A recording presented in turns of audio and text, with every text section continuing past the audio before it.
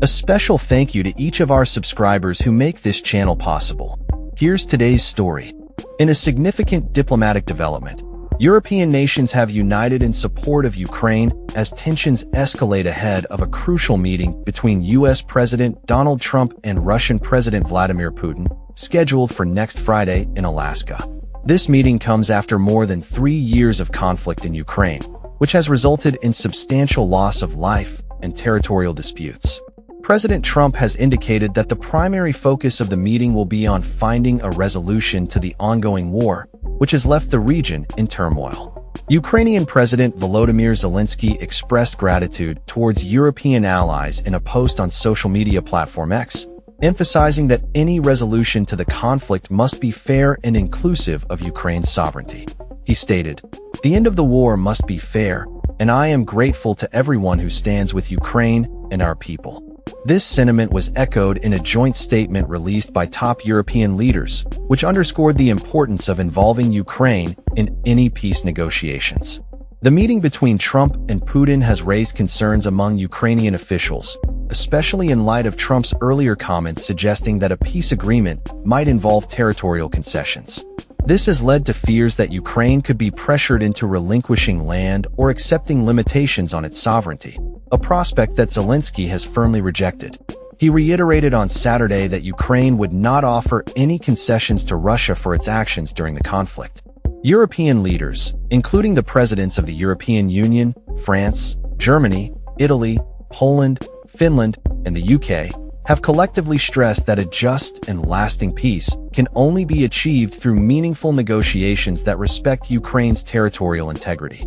They emphasized that the path to peace in Ukraine cannot be decided without Ukraine, and reaffirmed their commitment to the principle that international borders should not be altered by force. As the diplomatic landscape shifts, U.S. Vice President J.D. Vance has been active in discussions with European and Ukrainian officials, aiming to formulate a strategy to end the conflict. Vance's meetings took place at the British Foreign Secretary's residence, where the focus was on how to effectively address the ongoing war and its implications for European security. The potential for a trilateral summit, involving both the Russian and Ukrainian leaders, remains a possibility, although for now, Trump is set to meet Putin one-on-one. This has raised eyebrows, particularly as Trump has previously indicated a willingness to engage with Putin regardless of whether Zelensky is included in the discussions. The backdrop to these negotiations is a month-long U.S.-led initiative aimed at establishing a ceasefire in Ukraine, a push that has yet to yield tangible results. While Kyiv has indicated a willingness to engage, the Kremlin has been reluctant to agree to terms that align with Ukraine's interests. The Kremlin's demands include Ukraine's withdrawal from NATO aspirations and the acceptance of territorial losses, which have been met with staunch resistance from Ukrainian officials. As the deadline for potential new sanctions against Russia looms, Trump has signaled his readiness to impose additional penalties if Russia does not move towards a settlement. The White House has remained tight-lipped regarding the specifics of these sanctions, leaving many to speculate on the potential implications for U.S.-Russia relations. Experts have weighed in on the situation, with some suggesting that the upcoming meeting could serve as a pivotal moment in the conflict. Mark Galeotti, a prominent British analyst on Russian politics, noted that the Kremlin may view the optics of a meeting with Trump as a victory, regardless of any substantive outcomes. He argued that Putin may not feel pressured to make significant concessions, given the current geopolitical landscape. Zelensky has maintained a firm stance against ceding any territory to Russia, asserting that Ukraine will not reward the aggressor for its actions.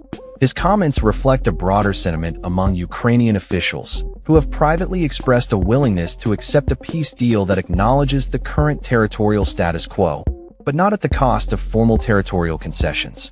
As the diplomatic week unfolds, European leaders are intensively preparing for the Alaska summit, with hopes that Zelensky will be included in future discussions. German Chancellor Friedrich Merz has been vocal about the need for tougher sanctions against Russia, emphasizing that pressure is crucial for prompting serious negotiations.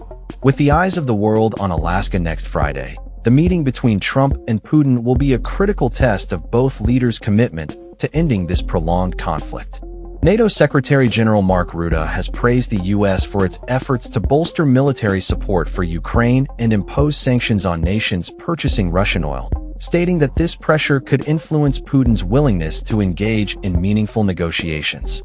In conclusion, as Ukraine continues to navigate the complexities of international diplomacy and conflict resolution, the support of European allies remains a vital component of its strategy to maintain sovereignty and achieve a just peace.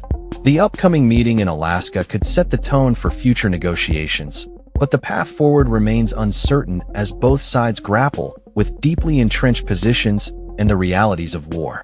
That's all for this story. We upload videos every day covering many different subjects, so hit that subscribe button to stay informed. Thanks for watching.